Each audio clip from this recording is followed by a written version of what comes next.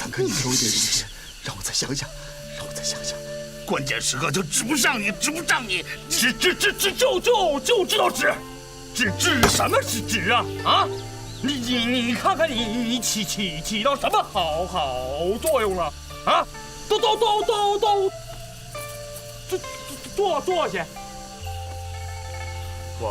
我告诉你们哥俩啊，这事儿给等老五回来之后，咱们哥4个再一起商量完了之后，再去救人。对，三哥、二哥说的对，咱们等五弟回来。五弟武艺超群，胆识过人，等他回来，我们4兄弟一起商量啊！兄弟齐心，其利断金。我就不信了，我们4个臭皮匠聚在一起，还斗不过他一个公孙策。那要等多长时间啊？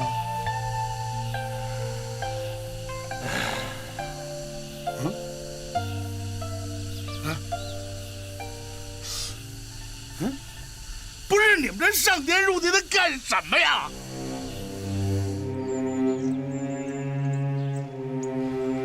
各位大人放心，我找到他们以后，把他们马上带到这里来。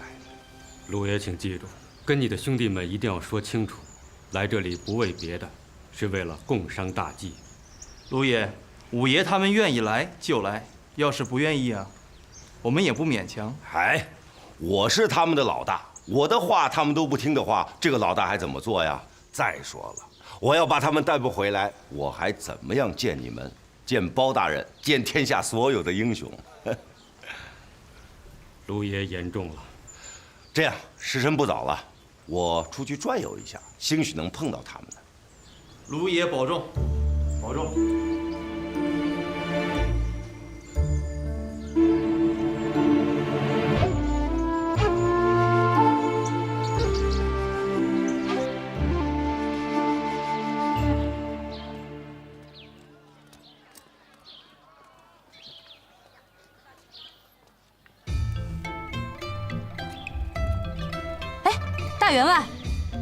大员外，你也在东京，幸会。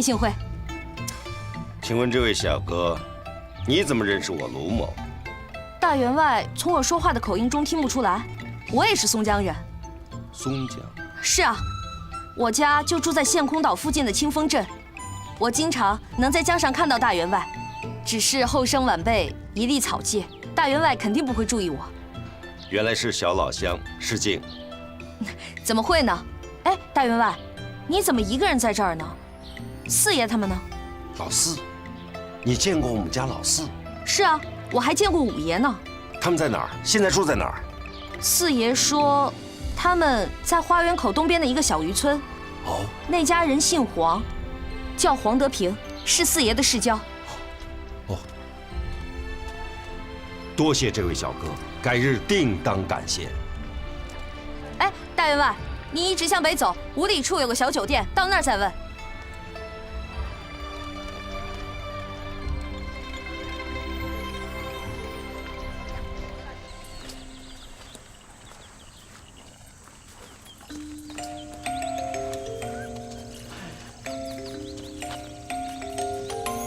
哎，咱哥仨能不能不转磨了？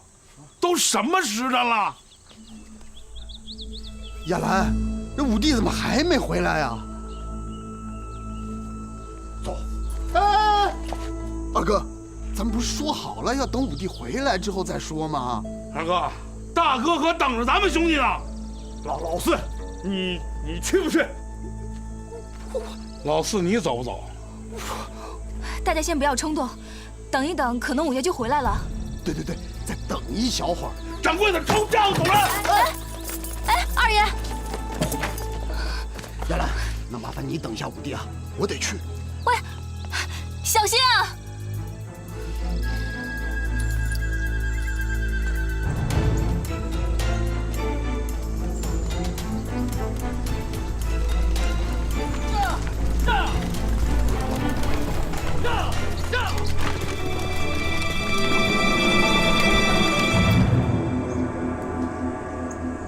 有人吗？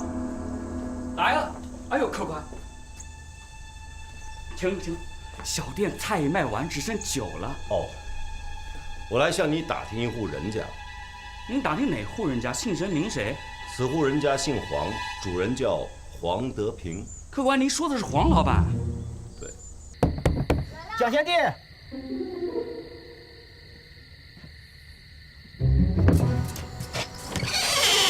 姑娘，蒋贤弟他们在吗？您是卢大爷吗？请问姑娘是？雅兰见过大爷，快进屋说话。卢大爷，我还有事，就不陪您了。好，谢谢黄老板，您请便。告辞。大爷请。亚兰姑娘，赶紧把老四老五叫来，让他们来见我。他们都去开封府了。他们听说您被抓了进去，所以着急得不得了，连夜进城要去开封府营救大爷。什么？他们去了开封府？胡闹，简直是胡闹嘛！老四也跟他们去了？四爷曾极力劝止，但是二爷和三爷就是不听。哎呀，这个我还得马上走啊！大爷您还是不要去了。四爷临走前让雅兰在这里等着五爷。那亚兰，你就在这里等着他们。大爷，您知道，五爷要是回来，知道你们都去了开封府，一定也会赶过去。以他的脾气，定会弄得更加不可收拾。那姑娘，你的意思是？大爷，请暂且留下，在这里等着五爷。可是这个二弟、三弟他们……您放心，他们去了开封府，得知你已经被放了出来，一定会马上赶回来。到时候你们兄弟就可以团聚了。哎，有道理。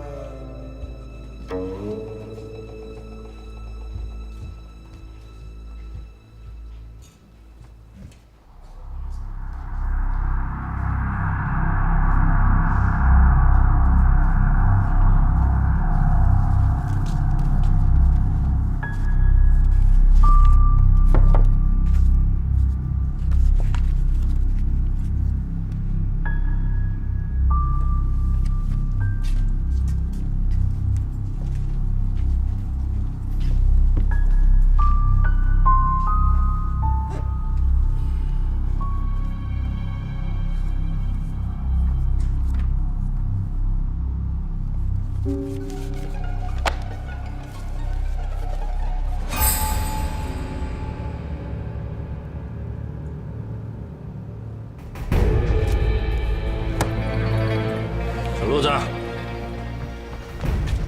万岁。这些奏本是何时送来的？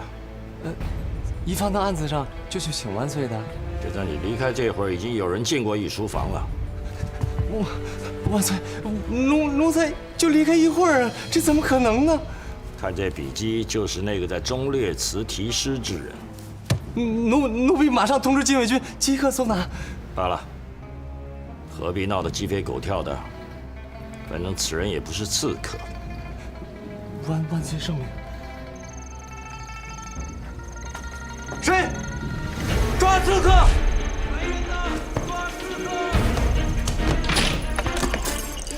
发现了！好。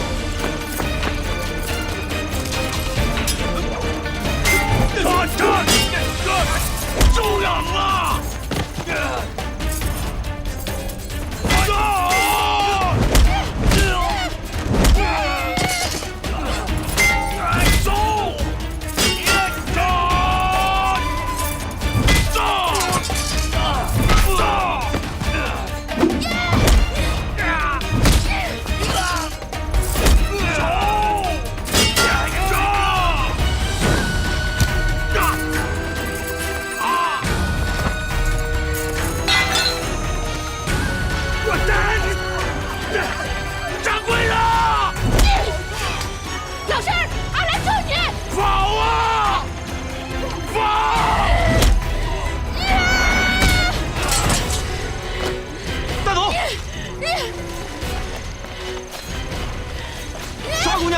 请入手。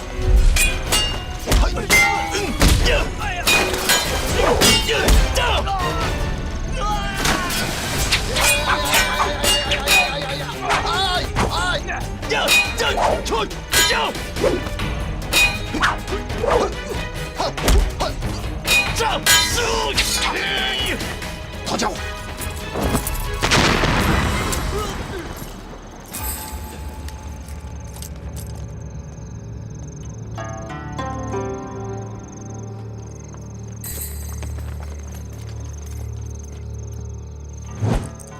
说，你怎么知道俺打雷一样的大名？沙姑娘芳名远扬，武艺超群，天下无人不知，无人不晓。别跟俺整那些文绉绉的，俺听不懂。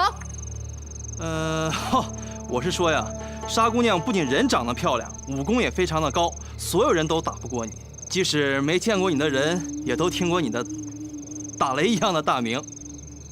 哦，对了，所有人都知道沙姑娘不仅棍使得好，什么刀枪剑戟、斧钺钩叉，您是样样精通啊。真的？当然。不仅沙姑娘巾帼不让须眉，您父亲沙老将军那更是我们大宋的一代名将啊！今日有幸得见沙姑娘，真是三生有幸。好说好说。你谁呀？哦，在下王朝，见过沙姑娘。哦，王朝在上，小女子真下有礼了。哎，不对，你们抓了俺的老仙儿。还俺老仙来！沙姑娘是在问徐三爷吧？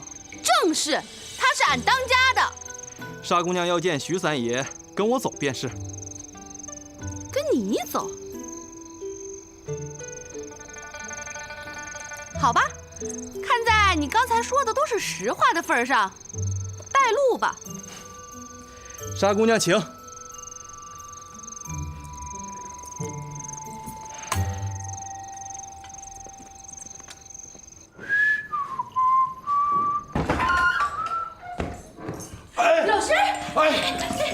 你怎么来了？俺是来救你的，你没事吧？救啥救啊？赶紧回去！那不行。这天下谁人不知徐三爷的缩骨功是天下无双啊！啊？那当然。知道就好。我告诉你们，这除了这牛皮筋、沁水能捆住老仙儿，其他的休想。我告诉你，我要是不说，谁都不知道。三爷说的极是，我们谁都不知道。捆三爷只能用湿牛筋。三爷的腿上可曾上过金疮药？已经上了，上等的金疮药。好。三爷，刚才沙姑娘为救您，那一顿棍棒打的是虎啸龙吟，地动山摇啊！我看沙姑娘哪里是个凡人啊，简直是只下了山的猛虎啊！真的？当然。啊，哎，不过嘛，俺们村以前也有人这么说俺，他们还管俺叫母老虎，母老虎。告诉你们，我家老四也曾经夸赞过我们家掌柜的，说了他是有几分虎威的。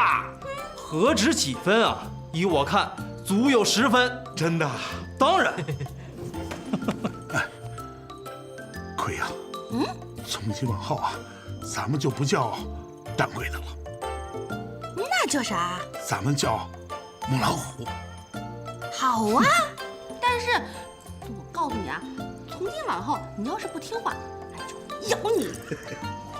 哎，臭老仙儿，臭老仙儿！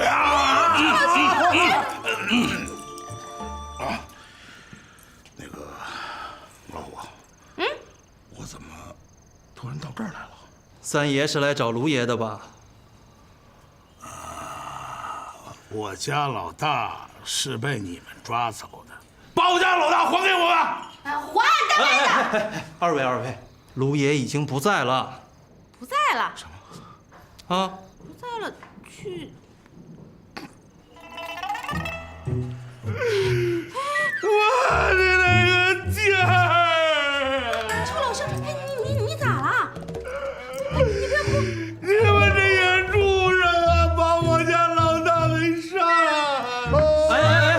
三爷，三爷，三爷，我们哪儿敢啊！一听说是卢爷，我们当时就放了，而且啊，还好酒好肉的招待他。卢爷想念你们兄弟心切，吃过饭便去寻你们了。我怎么感觉你说这话在哄骗老信儿啊？骗人的！有母老虎在，你就是借我100个胆子，我也不敢啊！哼，老虎，走，找大哥去。走。哎，二位，今天天色已晚，我看啊，还是等到明天吧。明天？哼，甭给我来这套！我告诉你，我呀是被骗怕了，我就今天找大哥。哎，三爷，卢爷明天一定回来。一看这样儿就在哄骗老心儿。哎，卢爷临走前啊，留了这么大2坛酒，说是要等到三爷来后一醉方休。三爷您要走了，这酒我看还是我们兄弟几个。不，这里还有酒的事儿呢。有啊，真的。这不，我懂。哎呀，我家老大还留下2坛这么大酒。哎，那个什么，赶紧把酒拿上来，我尝尝，辨辨真假。那您不走了？我不能让我大哥喝假酒啊！来啊，给三爷开坛宴酒。是。哎，加片馒头。加片馒头，去吧。哎，一起，来。哎，坐，一会儿馒头就来了。我不能再等了，必须得回开封府了。大爷，您还是不要去了。您刚跟四爷他们错过，如果您前脚刚走，四爷、五爷他们又回来了，不是又要错过吗？谁？五弟，大哥，想死我了。五爷，你回来了。你什么时候来的？我昨天。坐下来谈。四哥他们呢？我都没有见到。啊？昨天大爷因为要救一个民女而牵扯到了人命官司，被带进了开封府。二爷他们着急，就连夜赶往开封府，想去救大爷。胡闹！二弟，大哥，四弟，大哥。哎，老三和沙姑娘呢？是不是老三出事？他俩可能陷在开封府里了。你们倒是把他们救出来啊！打过了。他们人太多了。我说什么好呢？啊，前面的事情还没有处理完，新的篓子又捅出来了。大哥，小弟去开封府，把老三他们救出来。来，三爷。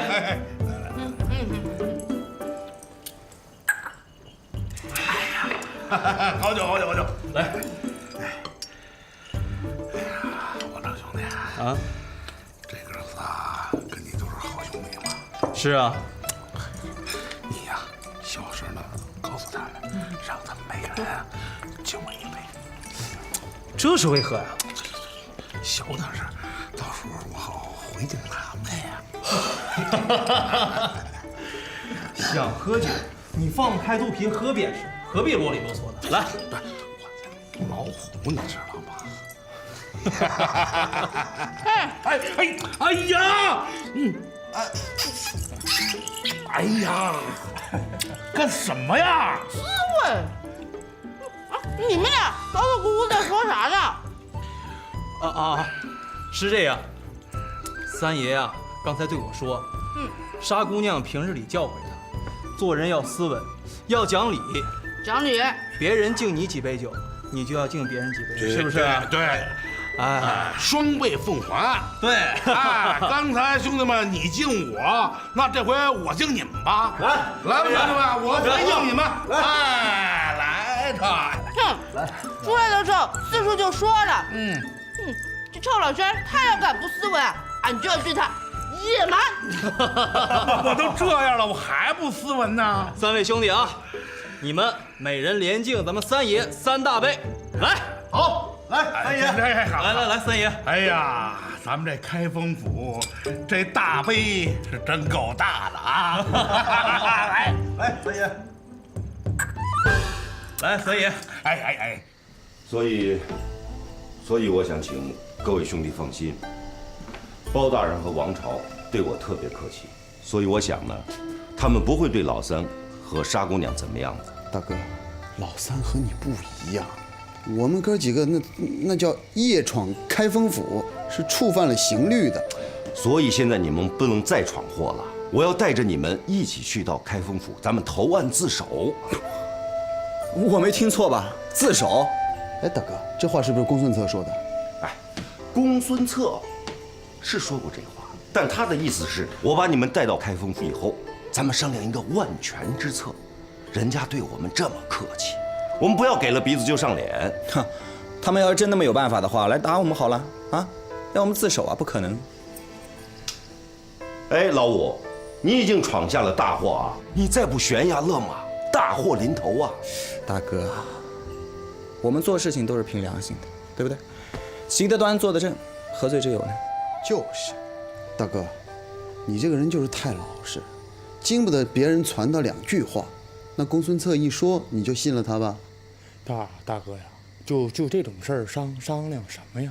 有那么多商量的吗？好，就算商量，那给让他们来我们这儿商量吧，对不对？凭什么让我们去开封府商量？这啥意思啊？这就是骗我们去开封府，然后把我们一网打尽吗？就这么回事儿。包大人不是那种人，我也觉得包大人不是这样的人，但他手下的人呢？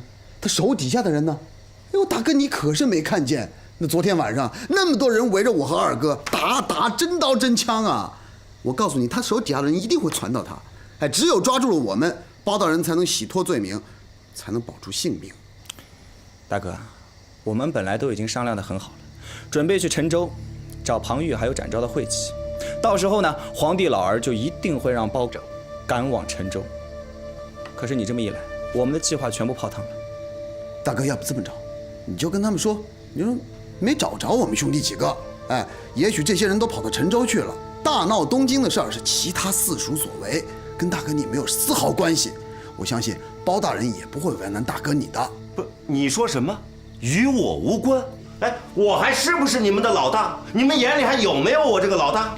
大哥，你要真把我们当兄弟看的话，你就赶紧走吧，不要趟这趟浑水了，好不好？你真撵我走啊？大哥，这是武帝为了你好。大哥呀，我觉得啊，你真的应该走。啊，你们知道不知道？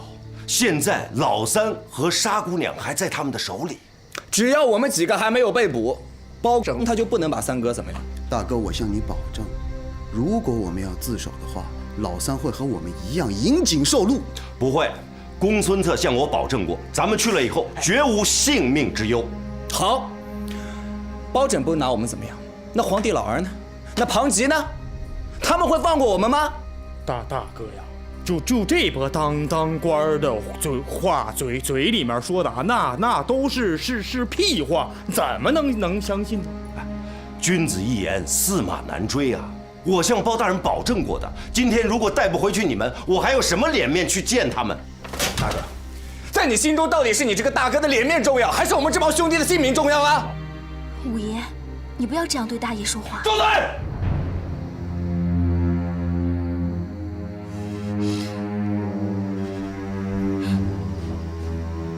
你怎么了，老五？你是冲着他吗？你分明是在冲着老大。好，我走，我走。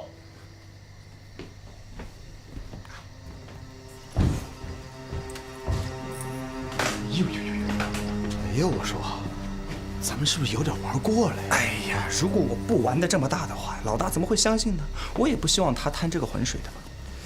我怕老大这个心里，万一觉得我们是跟他玩真的，情感上有点接受不了怎么办？老四，必须给让老大走，这也是为他好啊。不行，我还是跟上去看看，万一他想不开怎么办呢？哎呀，老四说的有道理啊！不行，我也要去看一看。你在这等我啊。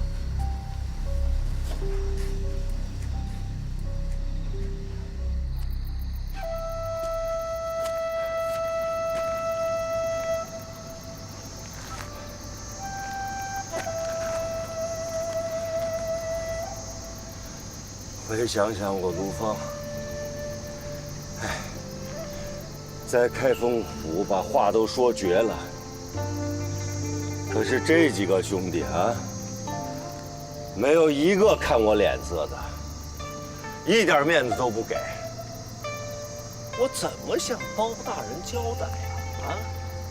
我哪有脸再去见人包大人？既然如此，还不如一死了之也是。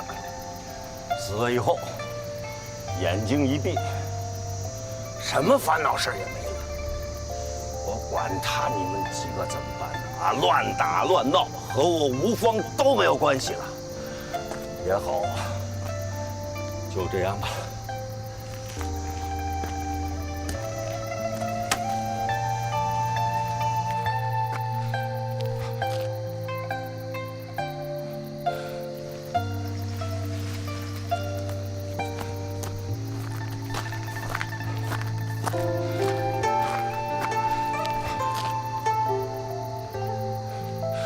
苍天呐，怎么说呢？谁让我卢芳无能呢？啊，既保护不了包大人，几个兄弟也不听我的话，我还有什么脸面活在这个世上呢？啊，只有一死。但愿以此命能够换得包大人及几个兄弟的安危。区区之心，在天连见。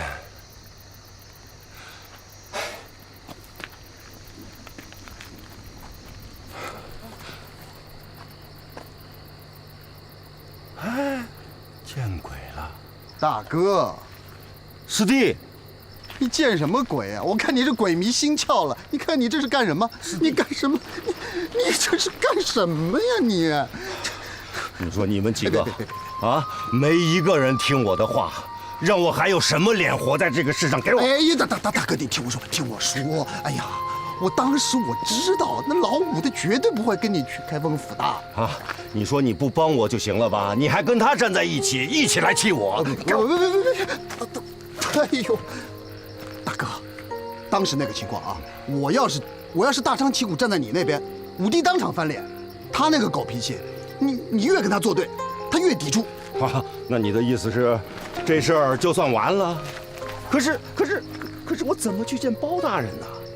大哥，你别急啊！我这不是来找你了吗？我想了想，我相信包大人，包大人忠义满天下，我想他不会害我们，所以四弟决定跟你同去开封府。太好了！四弟去开封府呢，有3个目的。第一，全了大哥的脸面；第二，我想看看三哥和三嫂他们2口子；第三，这第3是最重要的。四弟，我还是想看看开封府是否对我5兄弟真的有恶意。那还是不行啊！怎么就不行了呢？啊，怎么又不行了呢？哎，我带着你一个人去，怎么好给包大人交代呀？哥，好办。你就跟包大人说，你只看到了老四，其他几个人你暂时没找着。我告诉你啊，你躲得了一时，躲不了一世，我还得去找他们。啊，对，好，大哥请宽心。这样，等四弟探明了开封府对我5兄弟真的没有恶意之后，四弟陪着你一起去说服2哥和5弟，好了吧？不是你这个2哥呀，我觉着问题不大，这个老五啊。大哥，5弟那个脾气我能不知道吗？靠说服是不顶用的。我有一计。大哥你得听我的。你说，你听我的啊。你说，到时候我们就哄骗5弟，说有事情跟他商量。他一来呢，你5兄弟一拥而上，我拿个绳子把他捆住，捉住他。不，也可以说捉，但不是真捉，哪有自己兄弟捉自己兄弟的？我只是拿个绳子把他捆住，把他送到包大人那儿去，那叫自首。如果包大人派人把我们5弟抓了，那叫落网。你我5兄弟多丢人啊！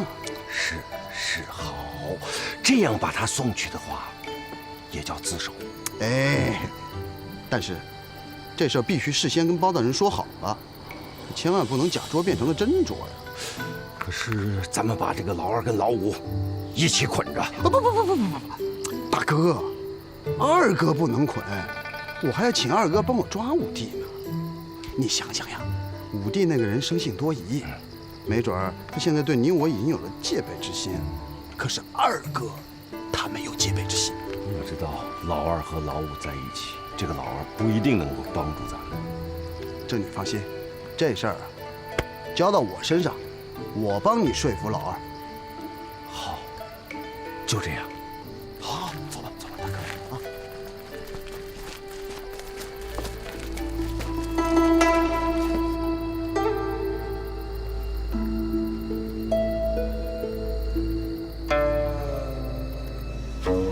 哎，果然不出我所料，老四跟老大跑了。跑了？而且老四还告诉老大，会出其不意地擒住我，送往开封府。擒住我们？不是我们，是我。而且老四还跟老大说，为了怕惹我怀疑，到时候会让二哥你动手。不可能啊！我怎么可能动手擒你呢？到时候他们自然会来说服你。不，那都胡说！不可能！二哥，你如果请我的话呢，小弟绝无怨言，让你好好的领这个大功。但是四哥就不行。老五，我告诉你，你把我当什么人了？啊，他们几个就跟我说两句，我就能帮你吗？我是那种不那什么的那人吗？江湖行。你什么意思？你怀疑我？二哥，人心难测，我不得不防。老五，你不相信我？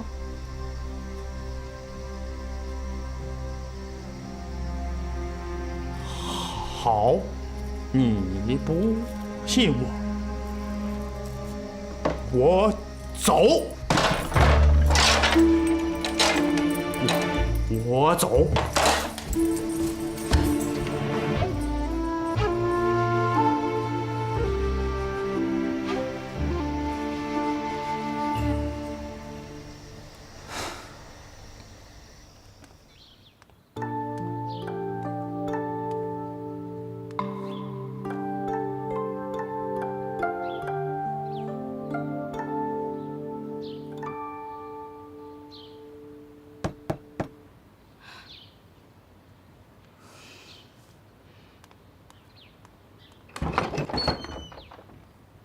五爷，怎么样？还生我气？五爷心头窝火，野兰能够理解。其实我这个火呢，不是朝你发的，是朝我大哥发的。我希望把他气走。我明白五爷的心意，你是想把所有的事情都包揽在自己的身上，所以刚才又故意气走二爷，对不对？如果我们5个全部进了开封府，那我们5个都要死。而如果我能够留在外面的话，兴许他们4个都死不了。五爷还是不相信包大人是吗？我不是不相信包拯，我是根本就不相信皇帝老儿跟他的老丈人。说白了，包大人也不过是皇帝老儿手上的一枚棋子而已。现在这个地方已经不安全了，我手里有一封信，你拿好，帮我带到兴隆客栈，交给岳公子，然后你也在兴隆客栈住下，我会联络你们的。五爷是想把我也打发走？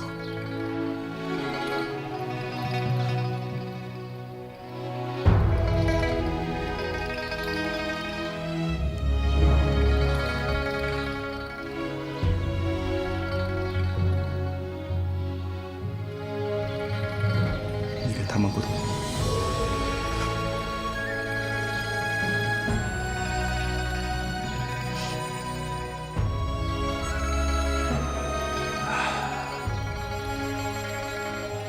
你现在还没有报容。你可以通过岳公子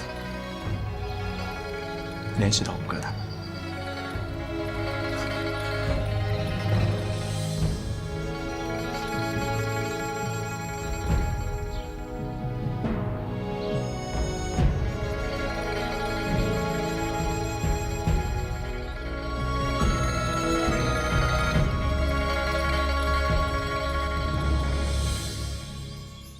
启禀万岁，臣到太师府勘察过现场，目前还有许多疑问没有清楚。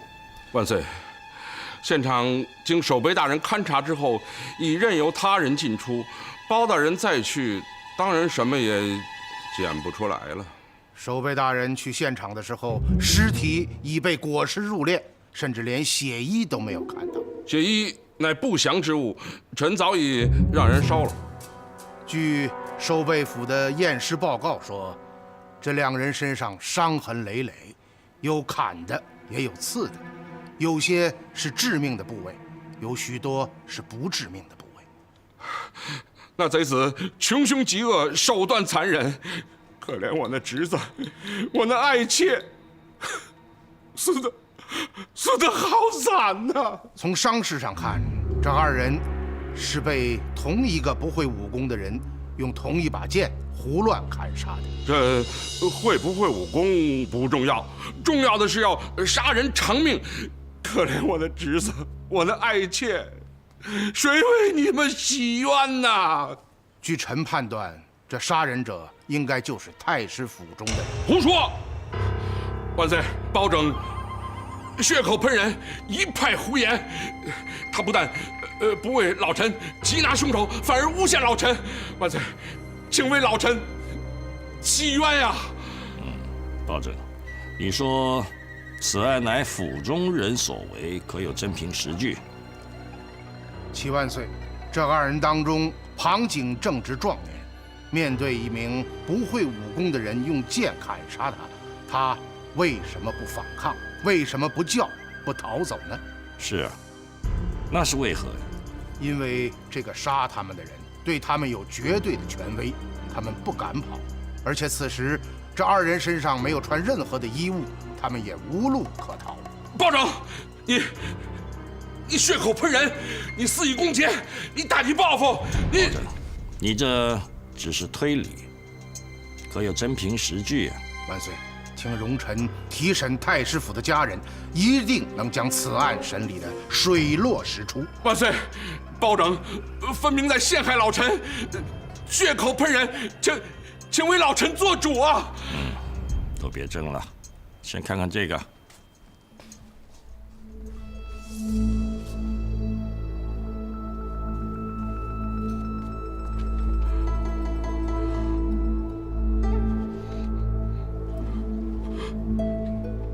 万岁，老臣冤枉，冤枉，请为老臣做主啊！昨日夜里有人私闯宫禁，留了这字条夹在奏章里，简直是无法无天了。进进出出宫闱，如入无人之地。臣有罪。